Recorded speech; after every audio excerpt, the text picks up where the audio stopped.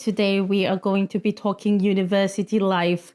So if you have started university or are starting university this year, and there's a lot about university life that makes absolutely no sense, this life is for you. If you're a parent sending a kid off to university, this life is for you. So anyone who is interested in a behind the scenes perspective on university life and how it works, this is what today's live focuses on. I will go through the usual format. So this is the topic of the day. I'm just going to present my 10 top things that I think you should understand about university life. And I'm going to give you a bonus. I'm going to talk about the relationship with the parents. And I'm also going to talk about life in general as you go through university. If you just made it into university, congratulations and welcome to the rest of your life. This is going to be a journey that's amazing and confusing and frustrating and distressing and all the way beautiful. This is what it is. It's full of contradictions. You are transitioning from a life of school to the school of life. And the school of life has a very different set of rules. Sometimes you get the lesson before you actually find out what is involved, before you learn the rules. So this is fine. I think as long as you embrace that, this is something that is going to help you. So I am going to give you 10 of my top tips relating to university life. But with that, also, I will give you a bonus when it comes to the relationship with the parents. And I'm also going to talk about life in general. So let's start with the parents, because that's the easiest one. And for me, it's usually the strangest one, especially when you look at students who are going straight from high school and doing their undergrad studies. But I think I also see it with international students who might leave home for the first time and go for a master's or PhD abroad. There will be a lot of worried parents, and every waking moment, they just want to know where you are. I have been there myself. I have been to places where, just because I think in their minds, it's the same way as it happens with babies. One of the things that I learned when my baby was young was that they reach a stage where, because of their conceptualization of the world, if mom goes around the corner, they may as well have fallen off the edge of the earth. To the child, to not be able to see the parent is the same as the parent doesn't exist anymore. And this is why young children cry when their parents or their main carers are out of sight. So I think we go through a reverse kind of process with our parents when we leave home for the first time, especially if you're going abroad or you're going to a different region that they have never been to. You may as well have fallen off the edge of the earth. And every day they really need some kind of assurance in terms of knowing that you are all right. So my top tip for dealing with this is to have some check-in times that they know that you're going to check in. Life will get busy, so do not promise them that you're going to call them every day. It's a nice sentiment, but in practice, it's likely not going to work because your study is already equivalent to a full-time job. And depending on how specialized you are in the topic that you are doing or the level of attainment at the entry point, you might have to work a bit harder than everyone else. So for some people, it's more than just a full-time study. It also comes with overtime, because they are playing catch up in terms of skills.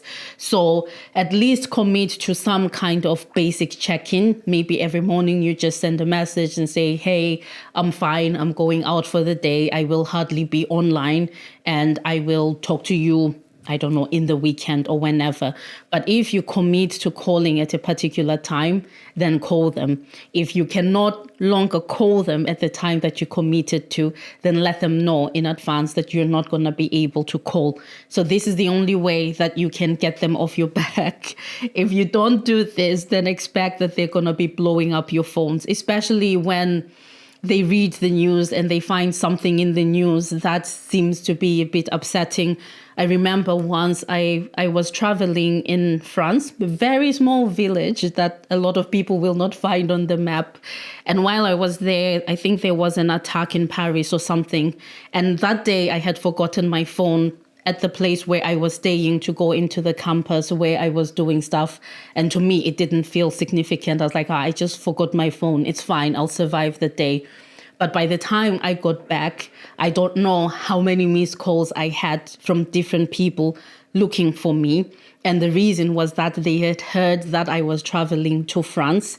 And in their minds, France was France. So the fact that this is an incident that happened in Paris was not one that they were able to then say, okay, she's far away from this location. So it's those things. They don't mean much to us because we have a bit more context, but our loved ones don't always have that kind of context. So regular check-ins actually help to get them off your back. They're not going to be blowing up your phone. They're not going to be asking the types of questions that get you frustrated with them and make you even more, and they make you even more avoidant in terms of what you do.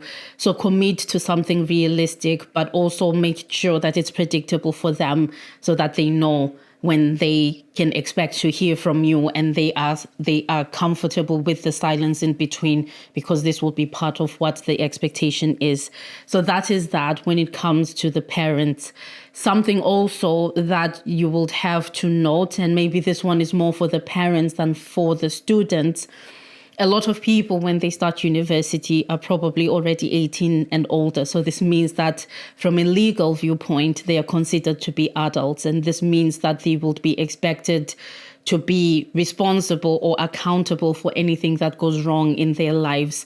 So the best way to be supportive as a parent, even though this is still your child, in a sense, it means that just at 17 years and 364 days old, they were considered a kid. And then it's just a difference of one day where they are legally considered to be an adult. So it's true that there's a lot that will not be familiar to them, a lot that they won't know how to navigate. But one of the things to resist in order to facilitate a better transition for them is to speak on their behalf, is to try to solve their problems on their behalf. So the moment that they turn 18 and you've sent them off to university, they have become an adult. So you are supposed to be someone behind the scenes. Ideally, the university doesn't get to ever hear from you or have to deal with you, but you can offer the support and the guidance that allows the child to stand up for themselves, to deal with issues. For example, sometimes it can relate to academic integrity.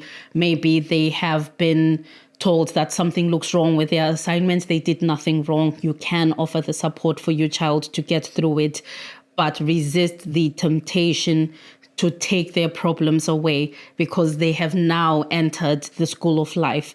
And the school of life means that such things will be a very natural part of their existence, and they're only going to get harder as the years progress at university and as they get older. And I think also when you do that, it does help the relationship in a way, because sometimes some students do find it embarrassing when the parents are that involved in their affairs. So think about that and try to think about how you can manage your own anxiety regarding this transition, and try to make sure that this anxiety doesn't become the problem of your child that you just sent off to university. So Mom, Dad, I hope you got this one, and I hope that you're going to be a great behind the scenes supporter of the lead actor who is your child, who has just entered another stage of their lives, and they are learning now to stand up on their feet and to face the world, hopefully on their own terms and not based on what you think they ought to be doing. That's from one parent to another. Okay, so now let's talk about university life itself. You are at university now, you have picked a degree program, and you are ready to rock and roll on the program. I think an important thing to say for especially undergrad students is that, at least if I think about my 18-year-old self, I really had no clue what I wanted to do with my life. I don't think I even had any inherent understanding of the importance or the significance of the decision that I had taken to go into university. A lot of universities usually will offer you options to change your degree program if the one that you chose doesn't seem to fit you very well. So one of the things that you can do at the entry point is to try to understand, if you have tutors or mentors, how it works. So for the program that you have chosen, what are the options that you could switch into if this is something that didn't work for you. Many universities would have that transition period where it's possible for people to change. If you are an international student in the UK, then this also does depend on the type of studies that are specified on you. I think it's still the certificate of sponsorship. It's the COS. I'm not sure. Do you get a COS? Yeah, so you will get a COS as an international student, and that COS is going to specify what you were meant to study in the UK. So based on that, your admissions team should be able to interpret what sort of degree programs you can switch into without violating the terms of your COS. So if you have doubts and if you have, like a feeling in your gut that this doesn't feel right, like I may have made the wrong decision, don't leave it until too late. But start asking questions about what your other options are. Start to explore them within the window for you to be able to make those changes. And if something feels like it's a better match, then take it, because then that is going to save you years of misery, especially if you're undergrad. You don't want to be stuck for 3 or 4 years with something that you are not sure about. And yet there's always, or usually there will be options for you to be able to switch into something else. So with that said, I suppose the most important point that I'm trying to make with this is that you are here now. Make it count. You will never be in this place ever again. This is going to be a once in a lifetime experience. Every year, every module, every interaction is going to be unique. And you also have an opportunity cost. You could have chosen to be someplace else. You could have chosen to do something different with your life, but you have chosen to get a university education. So make it count. Make sure that you're going to get the most out of it. And what that looks like is the remaining points that I'm going to talk about. A second important point, make mistakes. This is the place where we expect that you are going to make mistakes. And this means that also you will have to unlearn a lot of the things that you have already internalized. I think one of the biggest changes that personally I see over time with students that are coming from high school and into university is the different idea about learning, what you are taught to expect of learning and how you are taught to approach learning. Most times you are probably trying to make sure that you get enough points in your A-levels to make it to university. And that means that there will be study strategies that maximize this. But then when you get to university, it's not so much in the marks. You're on a long journey to learn something that is deeply specialized and deeply complex. And so for us, the process of how you learn is much more important than what you get.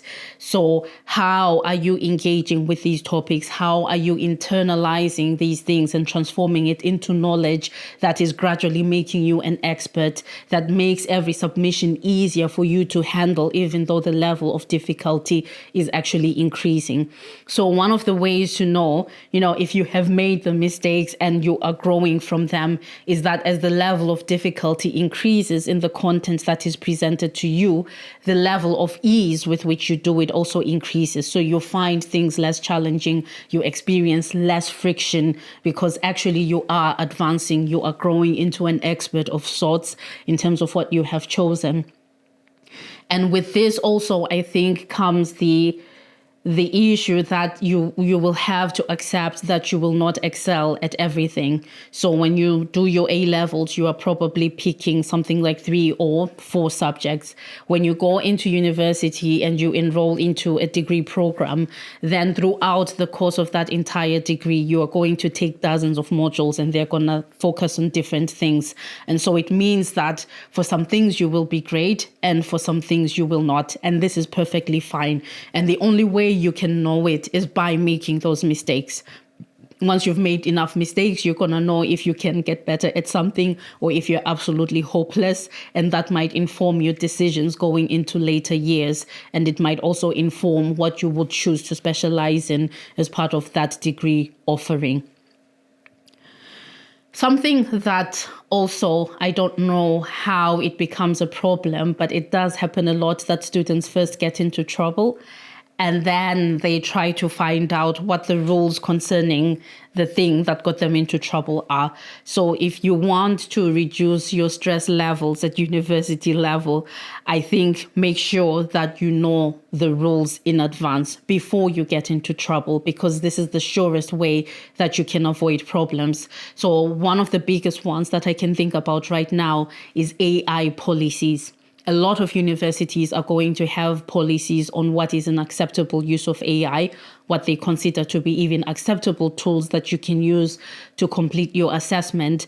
And sometimes they may also even take it down further to the module or subject level. So whereas they might have an all-encompassing policy for different pieces of assessment, they might have different expectations. So you can actively look for what those rules are so that you do not find yourself in trouble over something that is on paper. Because I think the system operates pretty much as the legal system does. In the same way that with law, they say ignorance is no excuse for breaking the law. Ignorance is no excuse for violating the rules that relate especially to academic integrity and conduct. So whether you did it knowingly or not, the fact that there's been a violation usually means that there's going to have to be a consequence. And the only way you can avoid it is by knowing and understanding those rules. If they're not easily accessible to you, then ask where you find them and make sure that you know them. And it's going to get rid of more than 20% of your problems. I promise you that. Related to this, I would say the fourth important thing also, always read your course materials. So each time that you start a module or a subject, there will usually be some kind of handout that you're given that tells you what to expect in relation to the module. And it's a lot of details that might include what kind of assessment you will get. Is it group or individual? It also tells you what the exam is going to look like or the main piece of assessment. All those details are very important for you to know upfront. So don't wait and get into a situation where you find out at the very end of a module that the assessment format is one that you will do anything to avoid, because at that point, anything is not going to be enough. You're going to have to face it. So understand what the expectations are upfront, plan accordingly. If there are deadlines, sometimes they're also going to be presented to you, and then you will be able to make sure that you can plan accordingly and you can prepare as best as you can. A lot of the questions that I usually get asked, especially in a live like this one, are things that I know in most universities, there's already a piece of paper or a document somewhere that addresses exactly these questions. So questions like, how many articles should I cite? Sometimes it's already there and it's specific to the module that you are taking. So unless you read it, you're not going to know. But why are you out on the internet streets looking for information that's already in a document that is literally at your feet? So pick those things up, read them, and then it allows you to focus on asking the more interesting, deep questions the next time that you see your lecturer. Something also that I think is very important, regardless of who you are or at what stage you are in your university journey, each time something is not right, make sure that you speak up and speak up early.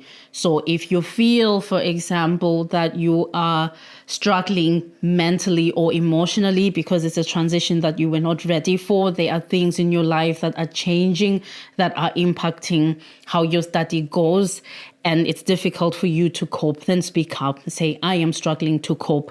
If you are sitting in a lecture and this lecturer has been talking for 15 minutes and you have no clue what they're talking about, speak up during that time.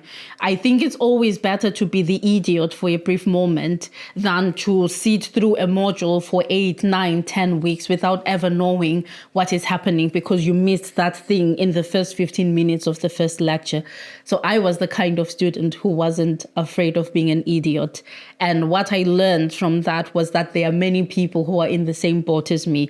So usually there are more people who are in exactly the same situation as you are, but because no one dares to speak up, issues don't get resolved and they grow bigger than they needed to, because at the most critical point, somebody didn't say something.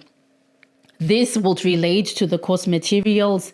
It would also relate to things like if there's something worth complaining about, also do complain and do it early, because then there's still an opportunity for you to get that issue addressed. What I tend to see happen sometimes is that students wait until the module evaluation to say, oh, I didn't understand this whole thing at all. Well, but the module is being evaluated now. All the delivery is done. If I was talking too fast, it's too late. I cannot go and talk slower. But if someone raised their hand and said, you speak too fast, can you please slow down? In the first 15 minutes of the first lecture, it changes the complexion of the whole situation entirely. So do make sure that you understand this and always be willing to be the idiot in the room that will put their hand up and say something, because it's going to change the whole experience for everyone. But I think it's also a way that you learn to communicate your needs without feeling like there's something wrong with you. You know, you are making a huge investment in your future. And this means that if something is not going well with this investment, you should be able to say it's not, so that it gets addressed and we can ensure that you get maximum yield on your investment. Something that I think is very important, I think, is the topic of friends. Understand that everyone who smiles at you is not necessarily your friend. So I think one of the things that you will learn naturally as part of being a university student is that, you know, friendship is a bit more complicated. And if you approach it from a naive standpoint, you do stand to be, I don't want to use the word abused because it's a very big word, but yeah, people can exploit that sometimes. So just always pay attention to how people are. I mean, when you are a helpful and kind person, this is nice. But what happens when you need something from the same so-called friends? How does that work?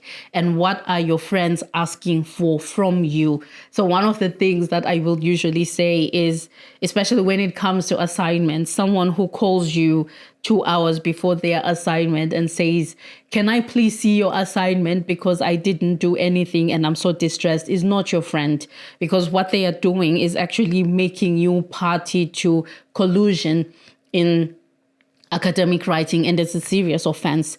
So in this case, for us, it really doesn't matter how the other party got hold of your work.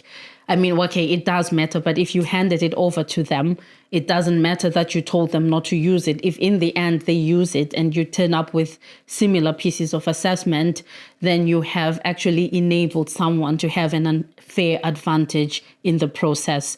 So these are some of the things that you have to understand. They are things that people can reasonably ask. Friends will make those requests of you. And there are things that will get you in trouble and you want to stay away from those things. And usually when people ask for this, I would usually say, you know, you need to reevaluate your friendship status. And you have to also be clear for yourself. First of all, you know, what are the boundaries that you cannot violate? And whoever is your friend has to respect that you are not violating those boundaries. So maybe sometimes people may not have thought about it seriously, but if you were to say, no, I can't give you my assignment because it risks both of us getting into trouble. If they still want to hang out with you tomorrow, you know, they're probably a good friend. If they ghost you, then it's probably good riddance. Now go on and find real friends, okay? Don't dwell on it. That's mommy mode. 7, take advantage of support services. A lot of universities these days offer some kind of support for learning and other things. And what I usually would say to my own students is that you already paid for it. So if you paid for it and you have learning support, take advantage of it. If there are things that you struggle with, then present to them and say, I'm struggling with these things, and get the help that you need. And in the same way that I advise you to speak up early when things go wrong, I would say also, do go to them early if things seem to go off. If you get your first assessment and you don't know what it means, they can help you to understand what it means. But more than that, I think also it's worth talking to your lecturers and getting to understand from them how assessment works, what they're looking for, what the objectives are, and how you can improve. at this point in my life, I think I am happy if a student comes forward and says, I received my assessment, I'm struggling to make sense of it. Can you please walk me through it? And then we do that and we make a plan for how they can do better next time. This is something that we're happy to do, but increasingly, I think we rarely see students who come forward with these types of requests. So just know that you have that right, and a lot of universities are keen for you to take advantage of those things. So go ahead and do it. Then something that I think is so incredibly important, it's part of the learning journey, but I think it's also the foundation for who you become as a person. Build self-awareness. You have to really understand who you are as a person. You have to understand your limits. You have to understand how high you can go. You have to know what your red lines are. And all of these things you can learn as part of this education experience and the natural interactions that come with it. And I think it also even helps at the subject level. So earlier I was talking about one of the ways to learn what you might or might not be good at is by making mistakes, or trying, giving your best. Like, if you would ask me, I'm very self-aware when it comes to the topics that I'm worthless at. I'm worthless at accounting. I never, ever got a balance sheet that balanced. I went on to do a degree in applied mathematics. I could balance the most complex equations. I could solve them, but I could not balance a balance sheet. I couldn't do it to save my life. And having that self-awareness was very helpful for me, because even though at the time that I graduated accounting, finance, they were really hot because they had a lot of financial return, I knew to avoid them because I had done my best, but for the life of me, I just don't understand. I couldn't understand it. So I was smart at other things. I was not smart at that. And now I know in the future, if I become rich, though chances are slim, one of the things I'll have to do is to hire an accountant, because I just couldn't do those things. So this self-awareness, I think it also helps you to know what kind of partnerships and collaborations and characteristics you're looking for in collaborations, right? So with group work at university, for example, I also was able to find the right people that helped me to make up for my weaknesses. One of them is that I'm a bad starter. If I have to take care of an assignment by myself, I'm one of those students who are pulling all-nighters 3 nights in a row to get it done if it's an individual assignment, because I keep putting it off. I do this, I pick it up, I leave it. But when I work with other people and they're good starters, then I become a good and valuable finisher. So this self-awareness also made me better when it came to group work, because I could say to people, okay, guys, I'm going to be bad at doing this, but I can put together everything that we find. So the way that we split the labor wasn't you write section A, I write section B, you write section C. Those assignments always come across bad. It looks like it's a Frankenstein of sorts. It's like you can see where the cut lines are, you can see the good parts and you can see the bad parts. So it's not the best way to split assignment activities. And so if you want to do it well, then the first step is to build an awareness of yourself and to try to work with the strengths and weaknesses of others to make sure that you split up the work in a way that's going to lead to a seamless, well-developed, well-thought-out piece of work. And then it will affect how you think about career choices as well. So do it. Take advantage of this time to do that. And that means exposing yourself and being vulnerable sometimes and failing sometimes. It's all fine. It's all part of learning who you are. And then that will allow you to take your place in the world with a bit more confidence and assurance. 9, and this one is an important and big one for me personally. Learn to take criticism and learn to give criticism. So at the university level, we, and I don't know if it's a characteristics of the academic, it's the characteristic of the academics, or it's just the nature of the environment. We usually are not that generous with praise. We are usually more inclined to focus on the things that could be done better. It doesn't mean that we don't think that people do a good job, but we would like to have them do better. And that's why we focus on saying, this part, it could be better if you did this. So next time do that. So get used to the fact that your views, your work is going to be criticized all the time.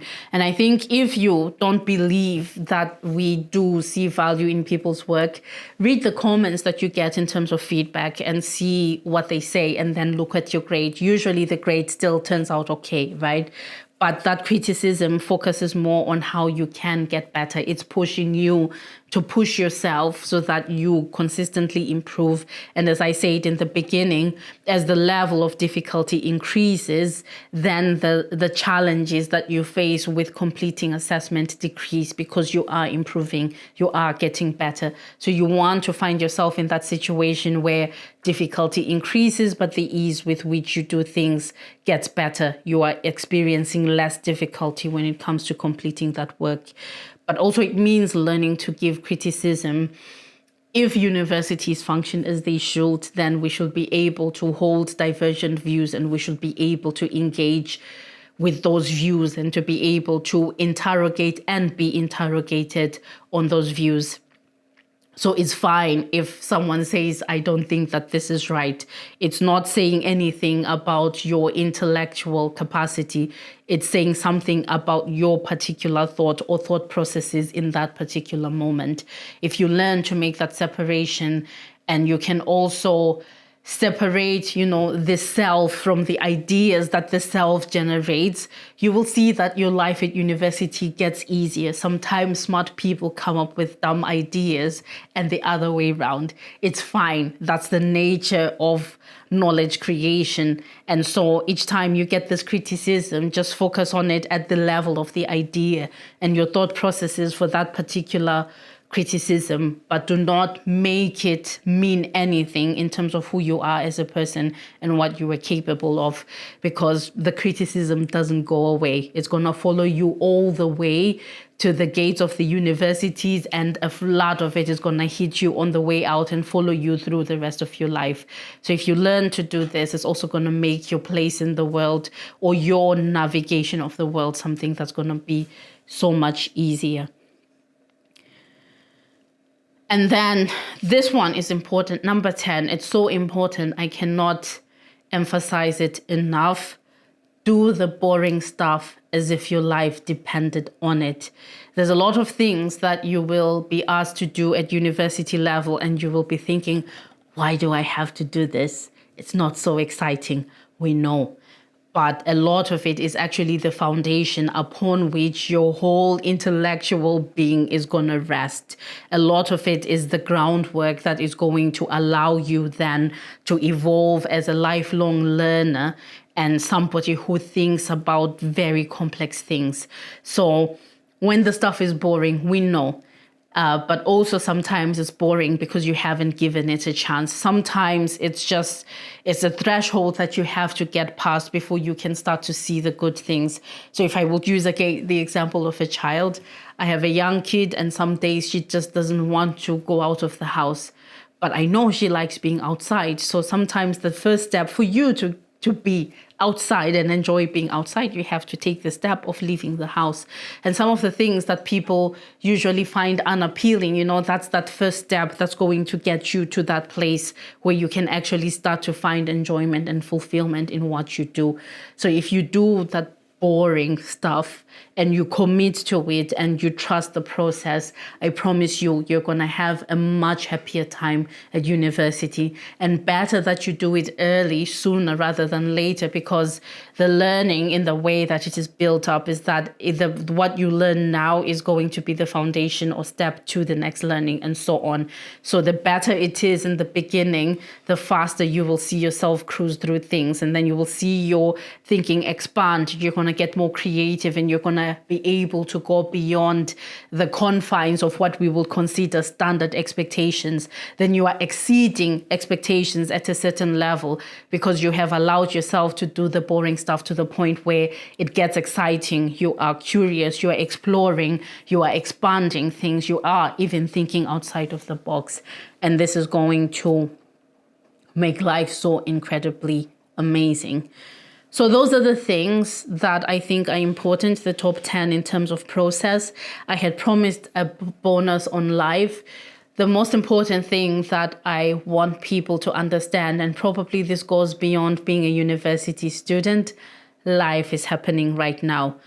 School, university, this is just a phase in your life, but it also coexists with other major changes in your life. Your high school friends are in different parts of the world. Your relationship with your parents is changing. You are forming new relationships and ending others all the time. This is really a constant flux. So you're not gonna put the important people in your life in a parking lot and expect that when you have your degree, you can then go and collect them from there. Everyone moves on, life goes on. So don't rob yourself of the opportunity to leave while you're at university, because one of the risks that you face is that you finish the degree, you got it, but you have no social life. You have no one to hang out with at the end of the day because you isolated yourself. But surrounding yourself with people, and people who have varied interests, who are at various stages of life, is actually also going to enrich that experience, and is going to broaden your perspective, and it will allow you probably to think about life in a more holistic way. Then ideally, my hope for you is that at the end of it all, you will understand that you pick your degree qualification to be able to get a job, to get an income, but that job, that income is not your life. Your life is much broader than that. This is just one part of it, and it probably enables you to do more of the other things that we would consider to be critical parts of life. But it's not your life. It's not going to define who you are. It's not going to define where you go. So you might even find yourself with a disappointing overall degree class. This happens. My first degree class, I did applied mathematics. It was a 2-2. It was really difficult to get into master's programs with that 2-2. And then in the end, what I had to do was a second bachelor's. I got better at that. Maybe I was a bit wiser, not being 18 years old, and I understood that I really had to do this right. And then that one was amazing. Everything about it was like 10 stars all around. But I learned from it. I kept moving. And I think that's the most important thing that you have to understand. Life will knock you out at unexpected times. There will be things that are highly inconvenient or really set you back. But whatever it is, you can always recover from it. You just get up again, put one foot in front of the other, and just keep it moving. And then life will be wonderful. I think a lot of what you will experience, not just with the university stage, but with life in general, I think your perspective has such a huge impact on how you experience life and the things that you focus on in the space that is called life. So if you work on that, I think you're going to find that regardless of what happens around you, you can actually build something that allows you to be at least joyful or hopeful for most of the time.